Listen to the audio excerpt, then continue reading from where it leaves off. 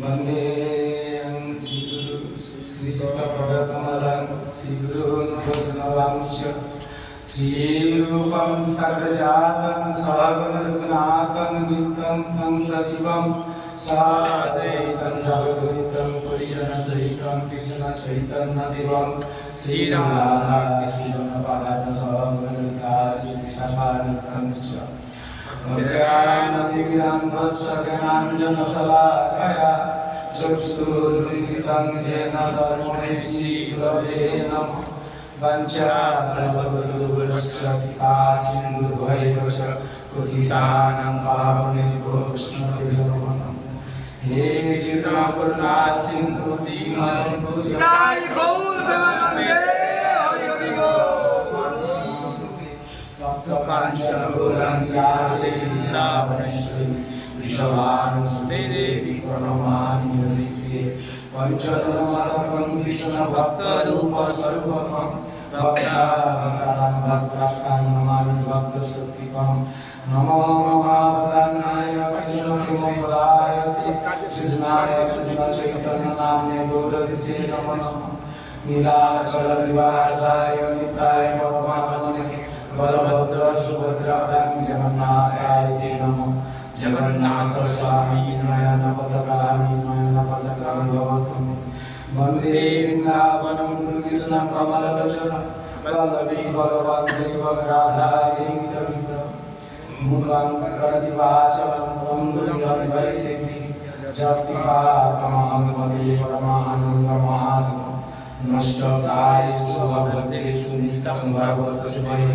भगवतोत्तमस्वते भक्ति भवति नैष्ठिकी नारायणं नमस्कृतं नरं चैव नरोत्तमं देवीं सरस्वतीं व्यासं ततो जयमुदीरये जयो श्री कृष्ण चैतन्य प्रभु नित्यानंद श्री अद्वैत गदाधर शिवासादि गौरभक्तवृंद हरे कृष्णा कृष्णा कृष्णा हरे हरे हरे राम राम राम हरे हरे हरे कृष्णा कृष्णा कृष्णा हरे हरे हरे राम राम राम हरे हरे हरे कृष्णा कृष्णा कृष्णा हरे हरे हरे राम राम राम हरे हरे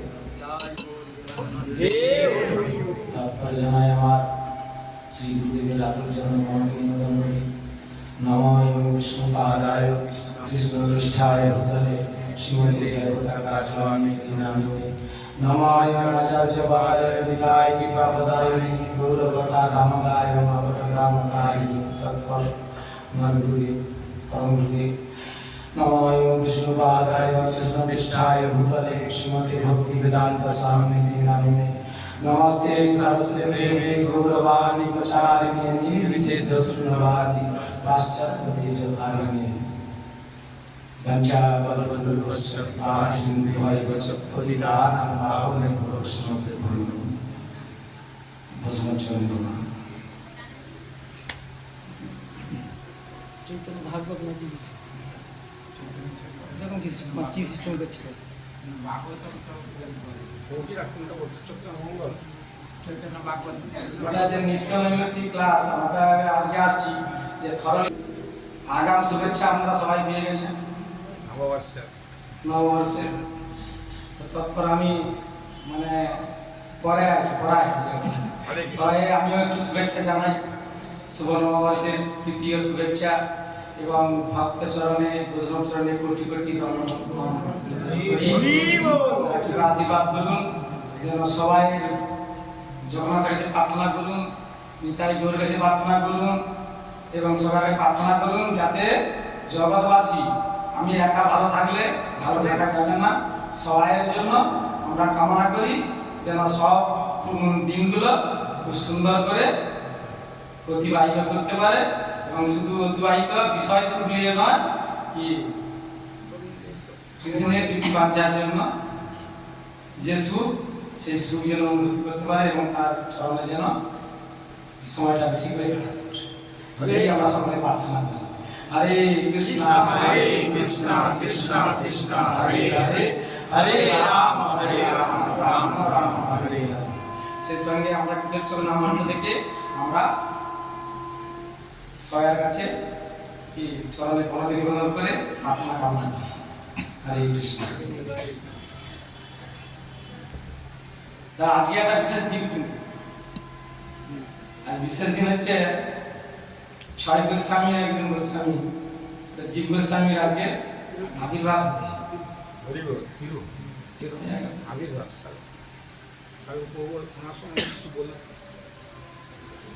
ওনার সম্বন্ধে কি বলা নেই। আগে আমার গুরুদেব একটা মেসেজ করছে,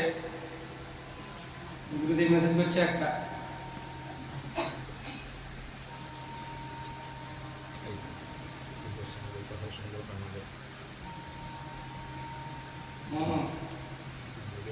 বলছে যে আজ শিবা জীব গোস্বামীর তিরোভাব দিচ্ছে, কিন্তু আমি আগে তিরোভাব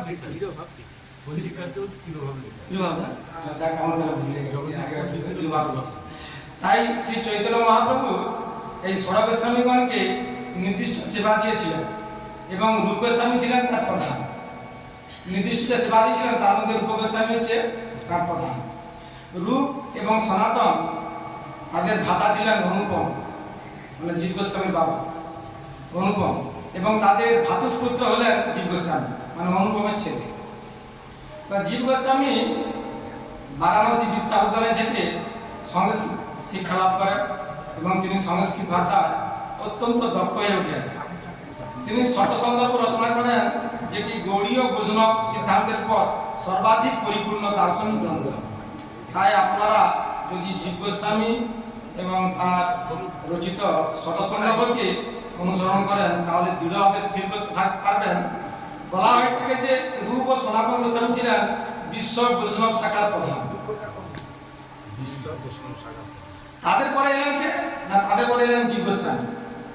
তাই তিনি ছিলেন বিশ্ব বৈষ্ণব সভার প্রধান। যেভাবে আমরা দেখতে পাই যে ছিল ভক্তি সিদ্ধান্ত সরস্বতী ছিলেন বিশ্ব বৈষ্ণব রাজ্যসভার নেতা। মনে হচ্ছে এরপর কৃষ্ণকৃপা শ্রীমূর্তি অভয় চরণবৃন্দ ভক্তি বেদান্ত স্বামী প্রভুপাদ ছিলেন রাজ্যসভার রক্ষক, কেননা তিনি ছিল ভক্তি সিদ্ধান্ত সরস্বতী ঠাকুরের সমস্ত নির্দেশনা সংরক্ষণ করেছেন। তো প্রথমে এলেন রূপ গোস্বামী এবং তারপরে এলেন শ্রী জীব গোস্বামী। তিনি শত সন্দর্ভ সহ অনেক গ্রন্থ রচনা করেছেন। রূপ গোস্বামী অনেক গ্রন্থ রচনা করেছেন, কিন্তু জীব গোস্বামীর মতো নয়। এইটুকু মেসেজ পাঠিয়েছেন। আমার অনেক কিছু জানার নেই, যদি যদি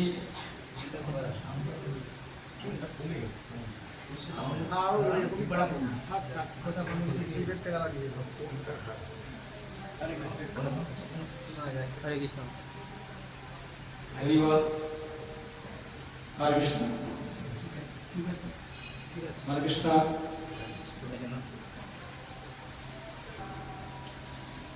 বন্দে অনন্ত অদ্ভুত ঐশ্বর্যম শ্রী নিত্যানন্দ ঈশ্বরম যস্য ইচ্ছয়া তৎস্বরূপম অজ্ঞেনয়োপি নিরূপতে। আমি অনন্ত ও অদ্ভুত ঐশ্বর্য সমন্বিত পরমেশ্বর ভগবান শ্রী নিত্যানন্দ প্রভুকে বন্দনা করি। তার ইচ্ছার প্রভাবে মূর্খ লোকেরা তার স্বরূপ নিরূপণ করতে পারে। তার ইচ্ছার প্রভাবে নিত্যানন্দ প্রভু যদি ইচ্ছা না করে তাহলে আমাদের একটিও কথা বলার মতো কোনো কারণই ক্ষমতা নেই। তাই এখানে বলছে বন্দে অনন্ত অদ্ভুত ঐশ্বর্য শ্রী নিত্যানন্দ ঈশ্বর যস্য ইচ্ছয়া, মানে যার ইচ্ছা, যস্য ইচ্ছয়া তৎস্বরূপম, তার স্বরূপ অজ্ঞান অজ্ঞলোকদের দ্বারা অপি, মানে ও নির্ভূত নির্মিত হতে পারে। তাই আমি অনন্ত অদ্ভুত ঐশ্বর্য সমন্বিত পরমেশ্বর ভগবান শ্রী নিত্যানন্দ প্রভুকে বন্দনা করি। কারণ কেন করি না, তার ইচ্ছার প্রভাবে মূর্খ লোকেরা তার স্বরূপ নিরূপণ করতে পারে। প্রভু যেখান থেকে রাখছেন তারপর থেকে আমরা আরম্ভ করে নেই। কোথায় গেছিলেন প্রভু? ওই একর চক্র গ্রামটাই ওই আলোচনা করছি। ঘটের নিমিত্ত হেতু জয়ছে কুম্ভাকার, তৈছে জগতের কর্তা পুরুষ অবতার। মাটির তৈরি ঘটের কারণ যেমন কুম্ভকার, বলছি মাটির ঘটের তৈরি যেমন, ঘটের কারণ যেমন কুমার কাকে বলা হয়? যারা মাটির জিনিস যারা মাটির জিনিস তৈরি করে কুমার বলা হয়। তেমনি জড়জগতের সৃষ্টিকর্তা হচ্ছেন, এই জড়জগতের সৃষ্টিকর্তা হচ্ছেন পুরুষাবতার, মানে কারণ অবরণ সাই বিষ্ণু। কারণ নাই অর্ণব, অর্ণব মানে সমুদ্র, কারণ সমুদ্রের সাই বিষ্ণু। কৃষ্ণ কর্তা মায়া তার করেন সহায়, ঘটের কারণ চক্র দণ্ডাদি পায়। শ্রীকৃষ্ণ হচ্ছেন সৃষ্টিকর্তা এবং মায়া কেবল সৃষ্টি কার্যে তাকে সাহায্য করে। মায়া হচ্ছে ভগবান শ্রীকৃষ্ণেরই সৃষ্টি, কিন্তু তার আদেশ মতো নির্দেশ মতো কাজ করতে হবে। তাই শ্রীকৃষ্ণ হচ্ছেন সৃষ্টিকর্তা এবং মায়া কেবল সৃষ্টি কার্যে তাকে সাহায্য করে। ঠিক যেমন কুম্ভকারের চক্র, মাটি যারা দেখছে তার একটা বড় এরকম একটা বেদি আছে আর কি, সে গোলকে তাকে ঘুরাতে হবে, সে কন্ট্রোল যেমনটা করবে তেমনটা হবে। সিস্টেমটা খুব সুন্দর। ঠিক যেমন কুম্ভকারের চক্র এবং অন্য সমস্ত যন্ত্র ঘর তৈরি হওয়ারে কুম্ভকারকে সাহায্য করে, সেইটি হচ্ছে আসল। যেমনটি খুঁড়ি কলসি আর যেমনটা বানাবে আর কি, ঠিক তেমনটাই তার ওই কন্ট্রোলের মধ্যে আছে। তাই দূর হইতে পুরুষ করে মায়াতে অবধান, জীবরূপ বীর্যতাতে করে নয়াধান। দূর থেকে পুরুষাবতার মায়ার প্রতি দৃষ্টিপাত করেন এবং এভাবে তিনি জীবরূপ বীর্যতার গর্ভে সঞ্চার করতেন। এই যা কিছু সৃষ্টি হচ্ছে সবই ভগবানের। যা মানে আমাদের দেহ যে পঞ্চভূতে তৈরি, ক্ষিতীয় তেজ মনোরূপ, মানে সবই কি ভগবানের সৃষ্টি। ভগবানকে আমরা প্রভুটা বলেন, আমাদের উত্তম প্রভুরা আমরা শুনি, শ্রবণ করি তো একটু মাঝে মাঝে। তাই বলছে যে অনেকে অহংকার করে যে আমি খাঁটি তো খাই, আমি সব করছি, আমি যদি খাঁটি আমাকে ভগবান কি খেতে দিবে নাকি? আমি খাঁটি বলে আমি খাই। হ্যাঁ, তুমি খাটো বলে খাওয়া, এটা ঠিক কথা, কিন্তু খাটার শক্তি আমাকে কে দিয়েছে? তুমি যেটার জন্য খাটছ, যে শক্তিটা, সেটা জোগাচ্ছে কি, সেটা দেখতে হবে। একজন বলছিল যে একজন কুস্তিবিদ, সে বলছে বলে ভগবান তখন আমি মানি না। ভগবান কি করবে? ভগবানের তৎক্ষণাৎ তাকে বোঝানো যায়নি, মানে ওইসব লোক কি নাস্তিক, তো বুঝাতে সময় লাগবে, আপনি সময় অপেক্ষা করতে হবে। ঠিক আছে, তুমি তারা তোমার নিজের ইচ্ছায় তুমি থাকো। কিছুদিন পর সেই প্রভু আবার সেই পথ দিয়ে যাচ্ছে, বলছে আর এখানে কুস্তিবিদ ছিল না একটা, দেখি দেখা করে যাই কেমন আছে। সেই ব্যাগ থেকে দেখে সেই কুস্তিবিদটা যে একজন মানুষকে ফিকে দিত, সে একদিন চায়ের চাপটা মানে চায়ের কাপটা তুলে খেতে পারছিল। তখন সে কান্না করছে, বলে কেন আজ কান্না করছো তুমি? কিছুদিন আগে আসলাম, তুমি বলছিলে না যে আমার শক্তি আমি জন্মগ্রহণ করি, আমি যে ফুড যে ডিপার্টমেন্টে আছে নাকি এটা খাও শক্তিবর্ধক হবে। কিন্তু না, আমার ভগবান হচ্ছেন তার কি এই শক্তির উৎস। তিনি শক্তি আমাকে যখন না দেয়, আমরা এক মুহূর্ত সেই শক্তি কোথাও দিতে পারবো। এই যে অক্সিজেন বলছে, যে অক্সিজেন আমরা যে শ্বাসটা নিচ্ছি, আমরা বেঁচে আছি, এই বেঁচে থাকার উৎসটা কোথায়? অক্সিজেন। অক্সিজেন, এই অক্সিজেন আমাদের কে দিচ্ছে? আমরা দেখছি যে কি গাছ রাত্রিবেলা কি করে অক্সিজেন গ্রহণ করে, কার্বন ডাই অক্সাইড গ্রহণ করে, অক্সিজেন গ্রহণ করে না ছাড়ে। ছাড়ে। হ্যাঁ, সালোক সংশ্লেষ হয়, এটা বিজ্ঞানের উপর যেটা জানা সেটা। তো এইরকম যে অক্সিজেনটা কোথা থেকে আসছে, বলছে যে আমরা যখন নার্সিংহোমে কোথাও কারো ভর্তি হয়ে যাই, তখন কি হয়? অক্সিজেন 1 ঘন্টা 2 ঘন্টা 3 ঘন্টা করে অক্সিজেন তার ভাড়া কত করে? কিন্তু এই যে ভগবান যিনি অক্সিজেন দিচ্ছেন, সেই অক্সিজেন আমরা কি হিসাব রাখছি? কত অক্সিজেন আমাদের জন্য ব্যয় করছে? তাই তো বলে যে যদি ওই নাকের সামনে একটা মিটার লাগিয়ে দেওয়া হয়, কারেন্টের মিটার মতো, তাহলে যে অক্সিজেনটা আমরা হরমোনে নেই, শরীরে নেই আমরা, তার বিল কত হবে? দিতে পারবে তো? তাই ভগবান দেয় বলে আমরা বেঁচে আছি, কিন্তু ভগবানকে আমরা সম্মান দিই না, সম্মান করি না। তাই বলছে দূর হইতে পুরুষ করে মায়াতে অবদান, জীবরূপ বিজয় করে নয়াদান। এক অঙ্গ ভাসে করে মায়াতে মিলন, মায়া হইতে জন্ম দেবে ব্রহ্মাণ্ডের গড়, যে তার দেহের প্রতিবিম্বিত জ্যোতির সঙ্গে মায়ার মিলন হয় এবং তার ফলে অসংখ্য ব্রহ্মাণ্ডের সৃষ্টি হয়। এই একটা ব্রহ্মাণ্ড, এরকম অসংখ্য ব্রহ্মাণ্ড আছে, অসংখ্য ব্রহ্মাণ্ড আছে। তারপরেটা অনেক বড়। আগে বড়, হ্যাঁ। আমার শ্লোকটা আমরা একটু আগিয়ে যাই। তাই বলছে অগণ্য অনন্ত যত অন্য সন্নিবেশ তদ্রূপে পুরুষ করে সবাতে প্রকাশ। অনন্ত ব্রহ্মাণ্ডের প্রত্যেকটিতে পুরুষ প্রবেশ করে। প্রত্যেকটা ব্রহ্মাণ্ডে ভগবান আছেন। যতগুলি ব্রহ্মাণ্ড রয়েছে ততরূপে তিনি নিজেকে প্রকাশিত করেন। যতগুলো ব্রহ্মাণ্ড আছে প্রকাশিত করেন। পুরুষ নাসাতে যাবে বাহিরা শ্বাস নিঃশ্বাস সহিতে হয় ব্রহ্মাণ্ড প্রকাশ। বলছে যে পুরুষ যখন শ্বাস ত্যাগ করে তখন তার নিঃশ্বাসের সঙ্গে ব্রহ্মাণ্ডের প্রকাশ হয়। ব্রহ্মাণ্ড সৃষ্টি। পুনরপি শ্বাস যাবে প্রবেশে অন্তরে শ্বাস সহ ব্রহ্মাণ্ড সংবেশে পুরুষ শরীর। তারপর তিনি যখন শ্বাস গ্রহণ করে, যখন শ্বাসটা ছাড়ে তখন বলছে সব ব্রহ্মাণ্ডের প্রকাশ হয়। আবার যখন গ্রহণ করে তখন বলছে কি তখন তার প্রশ্বাসের সঙ্গে অনন্ত ব্রহ্মাণ্ড পুনরায় তার শরীরে প্রবেশ করে। এই কারণোদকশায়ী বিষ্ণু ভগবান তার দৃষ্টিপাতের দ্বারা প্রকৃতির গর্ভ সঞ্চার করেন। প্রকৃতি, আমরা যে ব্রহ্মাণ্ডে আছি এটাকে প্রকৃতি বলা হয়। এটাকে প্রকৃতি, প্রকৃতি আর পুরুষ। পুরুষ হচ্ছেন ভগবান আর প্রকৃতি হচ্ছেন এই জড় জগৎ। এই দৃষ্টিপাতের চিন্ময় অণুগুলি হচ্ছে আত্মা বা চিৎকণা, যারা পূর্বকল্পে তাদের স্বকর্ম অনুসারে দেহ প্রাপ্ত হয়। ভগবান স্বয়ং তার অংশ প্রকাশের দ্বারা অনন্ত ব্রহ্মাণ্ড সৃষ্টি করে প্রতিটি ব্রহ্মাণ্ডে গর্ভোদকশায়ী বিষ্ণু রূপে প্রবিষ্ট হন। তো ভগবদ গীতায় আকাশের সঙ্গে বায়ু তুলনা করার মাধ্যমে মায়ার সঙ্গে ভগবানের সম্পর্ক বিশ্লেষণ করা হয়েছে।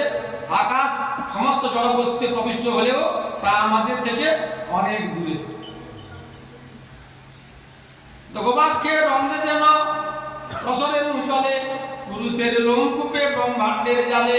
যে গবাক্ষের রন্ধ্রবিন্দু দিয়ে যেমন অনুসদৃশ্য ধূলিকণা যাতায়াত করে, তেমনি অসংখ্য ব্রহ্মাণ্ডের জাল পুরুষের লোমকূপ দিয়ে গমনাগমন করে। পুরুষ মানে ভগবান, তার লোমকূপ দিয়ে, প্রতিটা লোমকূপ দিয়ে। যশ্বই কনিষ্ঠ কামলথাবলম্ব জীবন্তী লোমবিলজা জগদণ্ডনাথা। ব্রহ্মা ও জগতের অন্যান্য প্রতিগণ তার লোমকূপ থেকে জন্মগ্রহণ করেন এবং তার এক নিঃশ্বাস কাল পর্যন্ত জীবিত থাকেন।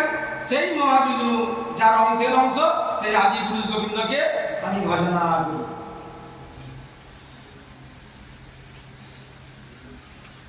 বলছেন যে প্রকৃতি মহত্তত্ত্ব, অহংকার পঞ্চভূত নির্মিত, আমার হাতের মাপের 7 বিঘত দীর্ঘ, এই দেহের অন্তর্গত আমি বা কোথায়, আর সমস্ত ব্রহ্মাণ্ড পরমাণু রূপে যার লোমবিবরে পরিভ্রমণ করে, সেই রকম যে আপনি, সেই আপনার মহিমায় বা কোথায়। অর্থাৎ আমার ব্রহ্মাণ্ড বিগ্রহ আপনার মহিমার তুলনায় কিছু নয়। অংশের অংশ যে বলা তার নাম, গোবিন্দের প্রতিমূর্তি শ্রী বলরাম। বলরাম হচ্ছেন ব্রজেন্দ্র নন্দনা যে সতীসুত হলো সেই বলরাম হইল নিতাই। যাকে বলরাম বলা হয় তিনি নিতাই হয়ে আসছেন। অংশের অংশ যে বলা তার নাম, গোবিন্দের প্রতিমূর্তি শ্রী বলরাম। অংশের অংশকে বলা হয় কলা, আর বলরাম হচ্ছেন গোবিন্দের প্রতিমূর্তি। তার এক স্বরূপ শ্রী মহাশঙ্কর, আর তার অংশ পুরুষ হয় কলাতে বলা। বলছে বলরামের একটি স্বরূপ হচ্ছেন শ্রী মহাকর্ষণ এবং তার এক অংশ পুরুষাবতারকে কলা বা অংশের অংশ বলে গণনা করা হয়। যাহাকে তো কলা কহি তেহ মহাবিষ্ণু, মহাপুরুষ অবতারিতে সর্বজিষ্ণু।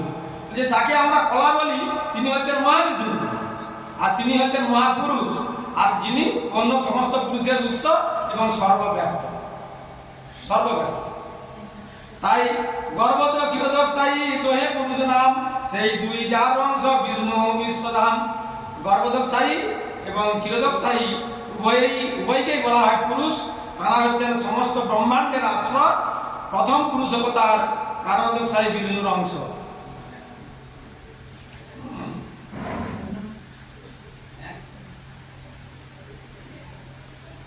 যদ্যপি কইয়ে তাদের কৃষ্ণের কলা করি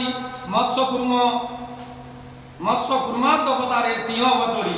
বলছে যে যদিও এই কারণোদকশালী বিষ্ণুকে শ্রী বিষ্ণুর কলা বলা হয়, তবুও তিনি হচ্ছেন মৎস্য কুর্ম ও অন্যান্য অবতারদের অবতার। তাই বলছে এতে চাংশ কলাবংশ কৃষ্ণস্তু ভগবান স্বয়ং ইন্দ্রাণী ব্যাকুলম লোকম নৈদন্তি যুগে যুগে।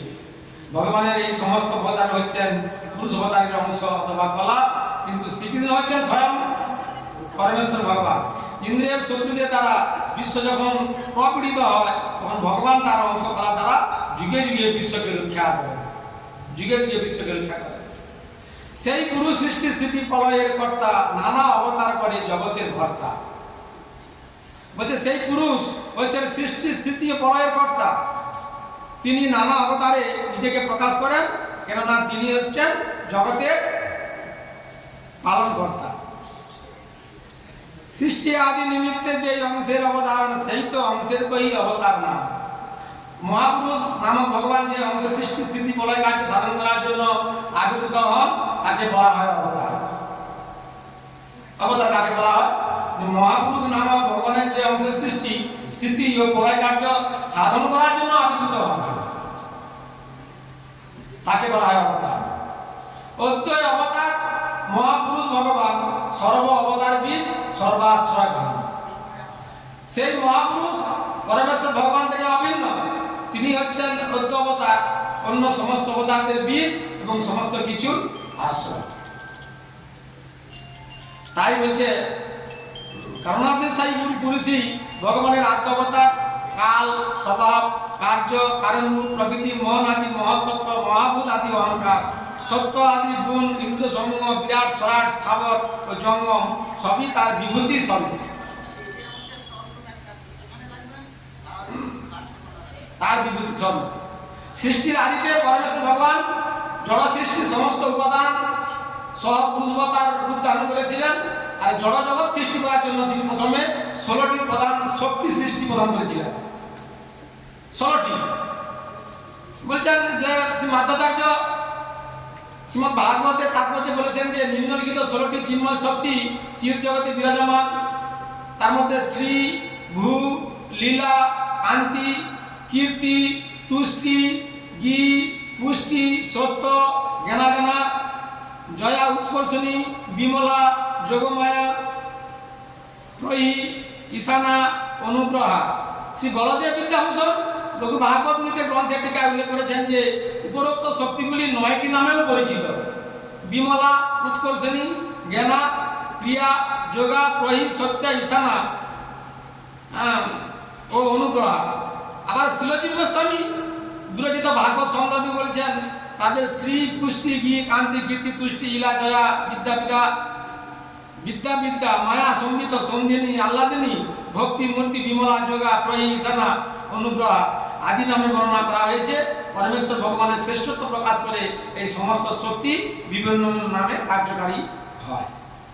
যদ্যপি সবাশ্রয়ে তিহ তাহাতে সংসার, অন্তর আত্মা রূপে তিহ জগতে আধার। যদ্যপি সর্বাশ্রয় তিহ তাহাতে সংসার, অন্তর আত্মা রূপে তিহ জগত আধার।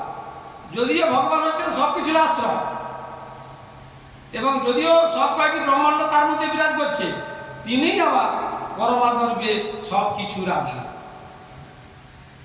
প্রকৃতি সহিত তার উভয় সম্বন্ধ, তথাপি প্রকৃতি সহ নাই স্পর্শবন্ধ। যদিও প্রকৃতির সঙ্গে তার 2 প্রকার সম্পর্ক রয়েছে, তবুও প্রকৃতির সঙ্গে তার কোনো রকম যোগাযোগ নেই। ভগবান বলছে আমারই সৃষ্টি, কিন্তু আমি ওর মধ্যে নেই, আমি ওর মধ্যে নেই।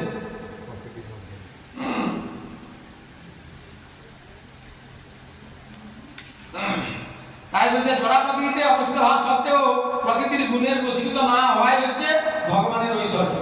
এবং তেমনি যারা তার শরণাগত হয়ে তাদের বুদ্ধিকে তার উপর নিবন্ধ করেন, তারা কখনো প্রকৃতির গুণের দ্বারা প্রভাবিত হন না। এই মতো গীতাতেও পুনঃপুন কয় সর্বদা ঈশ্বর তত্ত্ব অচিন্ত শক্তি হয়। এভাবে গীতাতেও বারবার বর্ণনা করা হয়েছে যে ঈশ্বর তত্ত্ব সর্বদাই অচিন্ত ও শক্তি সম্পন্ন। আমি তো জগতে বসি, জগৎ আমাতে, না আমি জগতে বসি না আমার জগতে। বলছি ভগবান শ্রীকৃষ্ণ বলছেন যে আমি জড়জগতে অবস্থিত এবং জড়জগৎ আমাকে আশ্রয় করে বিরাজ করছে, কিন্তু সেই সঙ্গে আমি এই জড়জগতে অবস্থিত নই এবং জড়জগতও আমাতে অবস্থিত নয়। পরমেশ্বর ভগবানের ইচ্ছা শক্তি দ্বারা সক্রিয় না হলে কোনো কিছুই অস্তিত্ব সম্ভব নয়।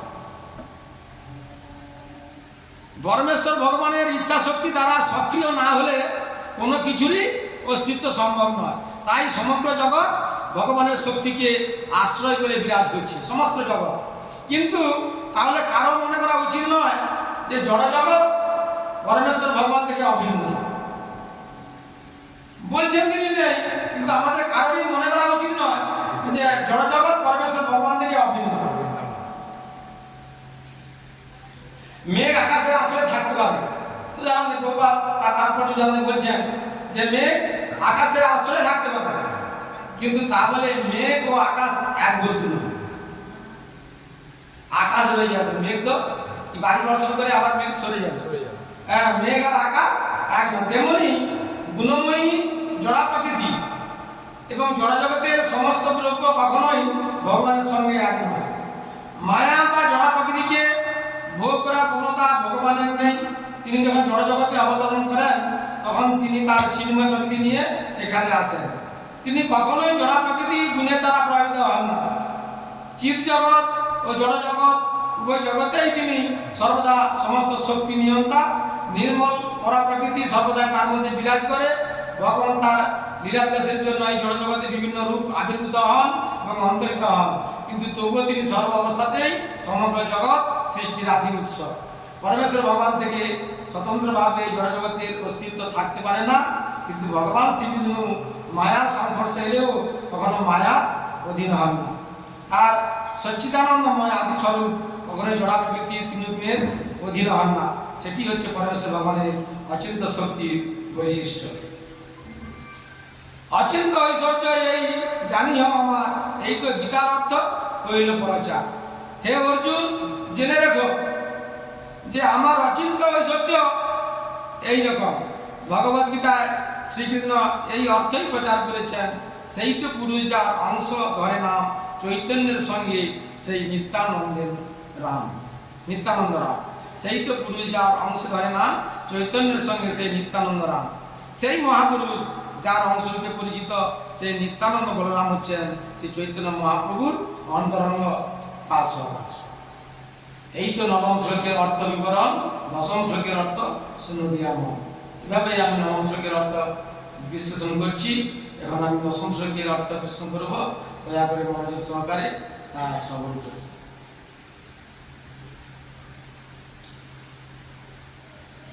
যস্য অংশ শিল গর্ভোদশায়ী যত নাভি অম্বজ লোক সংঘাত নালম লোক ষষ্ঠু সুতিকা ধাতু তৎশ্রী নিত্যানন্দ নামম প্রপদে। যার নাভি পদ্মের নাল, লোক ভষ্ট ব্রহ্মার সুতিকা ধাম এবং লোকসমূহের বিশ্রাম স্থান সেই গর্ভোদশায়ী বিষ্ণু, যার অংশের অংশ সেই নিত্যানন্দ রামকে আমি সশব্দ অনধি নিবেদন করি। সেই তো পুরুষ অনন্ত ব্রহ্মাণ্ড সৃজিয়া স্ববর্ণে প্রবেশিলা বহুমূর্তি হইয়া অনন্ত ব্রহ্মাণ্ড সৃজন করে প্রথম পুরুষ অবতার গর্ভোদশায়ী বিষ্ণুরূপে প্রতিটি ব্রহ্মাণ্ডের মধ্যে প্রবেশ করেন। ভিতরে প্রবেশী দেখে সব অন্ধকার রহিতে নাহিক স্থান করিল বিচার। ব্রহ্মাণ্ড প্রবেশ করে তিনি দেখলেন যে সব কিছুই অন্ধকার এবং যেখানে থাকবার মতো কোনো স্থান নেই। তখন তিনি বিবেচনা করলেন নিজাঙ্গ সেদ জল, নিজের অঙ্গ নিজাঙ্গ সেদ জল করিল সৃজন, সেই জলে করিল অর্ধ ব্রহ্মাণ্ড বরণ। তখন তিনি তার দেহের সেদ জল থেকে সৃষ্টি করলেন এবং সেই জলে ব্রহ্মাণ্ডের অর্ধভাব পূর্ণ করলেন। ব্রহ্মাণ্ড প্রমাণ 50 শতকোটি যোজন, আয়াম বিস্তার 2 হয় 1 সম। ব্রহ্মাণ্ডের আয়তন হচ্ছে 50 কোটি যোজন। এই যে ব্রহ্মাণ্ডের আয়তন হচ্ছে 50 কোটি যোজন, আর দৈর্ঘ্য প্রস্থ 1 ও সমান। জলে করি অর্থ তাহা কইল নিজ বাস, আর অর্ধে কইল 14 ভুবন প্রকাশ। হ্যাঁ, ব্রহ্মাণ্ডের অর্ধভাগ জলে পূর্ণ করে তিনি সেখানে তার নিজের আবাসস্থল তৈরি করলেন এবং বাকি অর্ধাংশ 14 ভুবন সৃষ্টি করলেন। 14 ভুবন, 14 ভুবন। এই 14 ভুবনে কি আছে? অতল বিতল সুতা সতল। প্রভুপাদ একটা ভজন গেছেন, জানেন তো? কি বলছেন? প্রভুপাদ একটা ভজন আছে,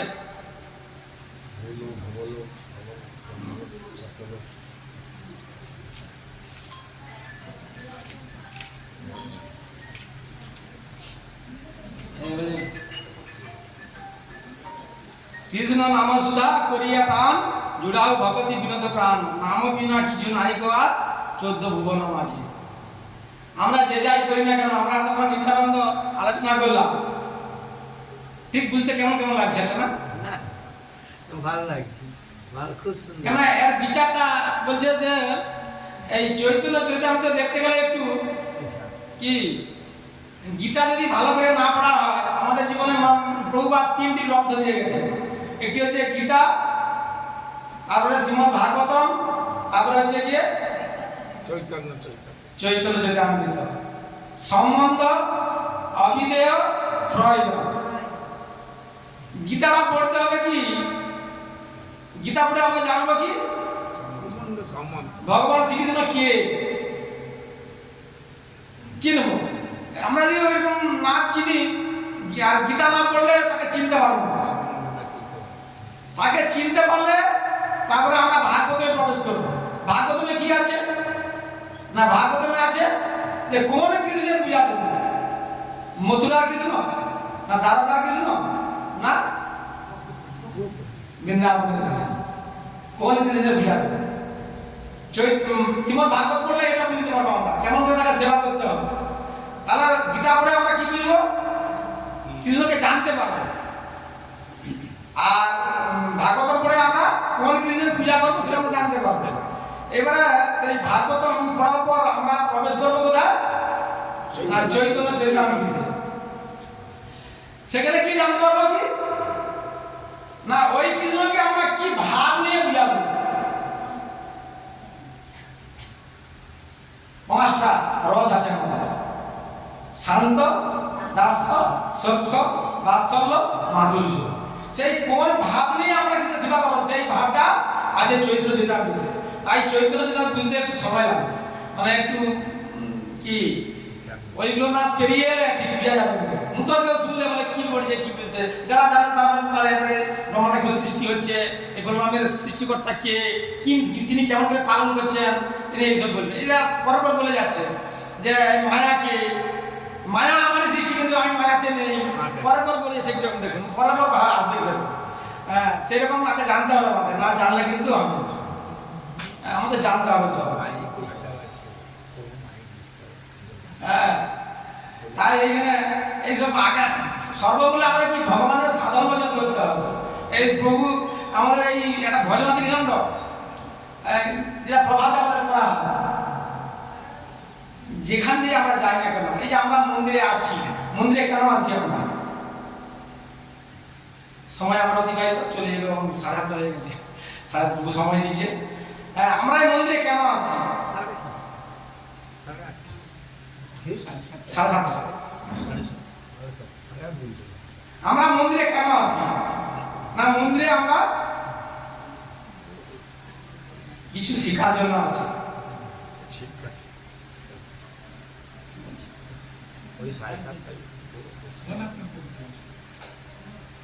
না প্রভু 10টা মিনিট ভগবান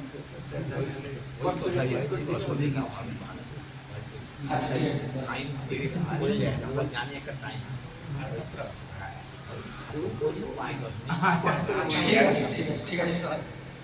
আমরা একটা এগুলো নিয়ে আমরা প্রভু একটা ভজন করছিল, খুব সুন্দর ভজন। আমি এটা বলছি যে এই সকালে আমাদের প্রভাতে এই আমরা গান কাজ করি, প্রতিটি ঘরে ঘরে করে এই গানটা মানটা কেমন দেখুন, উদিলয় মনি গোরায় মনি জাগে ভগত সমূহ লইয়া সাথে গেল নগর বাজে আতই বাজল কল ঘন ঘন তায়ে যাজে রল প্রেমে ঢল ঢল সোনার অঙ্গ চরমে নূপুর বাজে। এই মহাপুরের ভাব না এলে এই গ্রন্থ শুনতে ভালো লাগে, তোমরা শুনতে ভালো লাগে। তাই আমাদের এই মন্দিরে আসার কারণ বুঝতে হবে আমাদের। দেখুন এই জগৎটা কিন্তু ভালো হবে তখনই, এই দেখুন যে আমরা যে আসছিলাম সবাই দেখুন আমাদের একটা বয়স পেরিয়ে গেছে। এই বয়সে আমরা কি সবাই শরণাপন্ন ভগবানের, কিন্তু যে বয়সটা শরণাপন্ন সেই সব মানুষকে ধরে আনতে হবে। আমরা তো আমাদের শিথিল হয়ে গেছে সব, আমরা তাই এখানে শরণাপন্ন হয়েছি। কিন্তু একটা বয়সে ছেলে পেলে যুবককে ধরে আনতে হবে, নাহলে কিন্তু আমাদের এই সমাজ ঠিকঠাক চলতে পারেনি। বুঝা গেল? এরপরে হবে আমরা আরম্ভ হয়েছে যখন পরে পরে আসবো অনেক কথা হবে। বলছে যে মুকুন্দ মাধব যাদব হরি বলেন বলরে বদন হরি মিছে নিদ বসে, মিছে নিদ বসে নিদ্রা মিছ নিদ বসে গেল রে রাতি আর দিবসে দিবসে শরীর সাজে। আমার সারাদিন শরীর শুধু সাজ বুঝে নিয়ে ব্যস্ত। হ্যাঁ আমার শরীরে ময়লা পড়ে গেছে, কোথায় এটা হচ্ছে ওটা হচ্ছে, হরি বল বলার সময় নেই। তারপরে কি বলছে এমন দুর্লভ মানব দেহ পাইয়া কি কর পাবনাকে। এরকম দুর্লভ যে মানব দেহ যে পেয়েছি আমরা কেউ ভাবতে পারছি। এমন দুর্লভ মানব দেহ পাইয়া কি কর ভাবনাকে এবে না বুঝিলে যশোদা সুতা। এই যশোদা মামাকে আমরা না বুঝি তাহলে কি হবে, চরমে পড়িবে লাজ। আমাদের লজ্জা নেই বলে আমরা কোন মনে করিনি, সারা ভগবানকে বুঝিনি। এনে গ্রন্থকার বলছেন চরমে পড়িবে লাজে, লজ্জা পাওয়া উচিত, কিন্তু আমরা না বুঝে বুক খুলিয়ে সমাজে ঘুরে বেড়াই। আমাদের লজ্জা নেই তাই ঘুরে বেড়াই। তারপরে বলছে কি দেখো উদিত তপন হইলে অস্ত।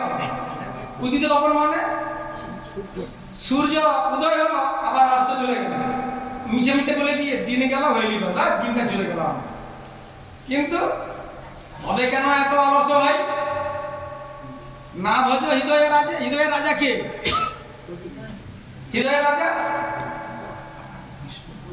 আমরা একটা কথা বলি, একটা হায়রে মানুষ কাঁচের ফানুস দম পুরলে ফুস। মানে দমটা দেওয়ার দমটাই হচ্ছে বরং আমার যিনি আছেন ভিতরে তিনি চালাচ্ছেন। এই শরীরের কি নাম আছে, তিনি যদি বেরিয়ে যান শরীরটা অকেজ হয়ে যাবে, কিন্তু তাকে আমরা ভজনা করি না। তবে কেন এত অলস হই না বোঝো হৃদয়ের আছে। বলছে জীবন অনিত্য জানো সার তাই নানাবিধ বিপদ ভার। জীবনটা অনিত্য, সেই জীবনটা কি নানাবিধ বিপদ ভার। ভারটা কাটবে কিসে কাটবে না? কাটবে ওই নামাশ্রয় করি যতন তুমি থাকো আপন কাজে। নামকে আশ্রয় করে থাকতে হবে। এই জন্য মন্দিরে আসা। এখানে কি শিখতে এলাম আমরা? এই নামকে আশ্রয় করে থাকতে হবে। এই নামই আমাদের সবকিছু পারাপার করছে। আর জীবের কল্যাণ সাধন কাম, জীবের কল্যাণের জন্য সাধন কাম। হ্যাঁ জগতে আসি মধুর নাম, সেই মধুর নামটা সেই জন্য আসছে। আর অবিদ্যা তিমির রূপে হৃদ গগনে বিরাজ। অবিদ্যা তিমির, অবিদ্যা তিমির, তিমির মানে অন্ধকার, অবিদ্যার অন্ধকার। হ্যাঁ তপন রূপে, এদিকে সূর্য কিন্তু এদিকে অন্ধকার, দুটো মিলে। তাই বলছে যে কৃষ্ণ নামসুতা করিয়া পান, সময় নেই। কৃষ্ণ সুতা করিয়া পান জুড়াও ভগতি বিনোদ প্রাণ। নামও বিনা কিছু নাই গো আর। এই 14 ভুবনের মাঝি, এই 14 ভুবনটা বলতে গিয়ে এই কথা বলি। হ্যাঁ ভক্তি বিনোদ, হ্যাঁ ভগতি বিনোদ তিনি বলছেন এই 14 ভুবনে কি হরিনাম ছাড়া কিছু নেই। তাই সবাই মিলে আমরা হরিনাম করব, আর হরিনাম করে এই দিনটাকে অতিবাহিত করব। আমিও করব এবং অন্যকে করা কথা বলার জন্য, এটাই আমাদের কাজ। ভক্তের কাজ হচ্ছে এইটাই। এইখানে রইল কান্তে আনন্দ করি সবাই মিলে প্রেমানন্দে হরি বল। কৃষ্ণ চৈতন্য প্রভু নিত্যানন্দ শ্রী অদ্বৈত রাধা শিবাসাদি হরে কৃষ্ণ কৃষ্ণ কৃষ্ণ হরে হরে হরে রাম রাম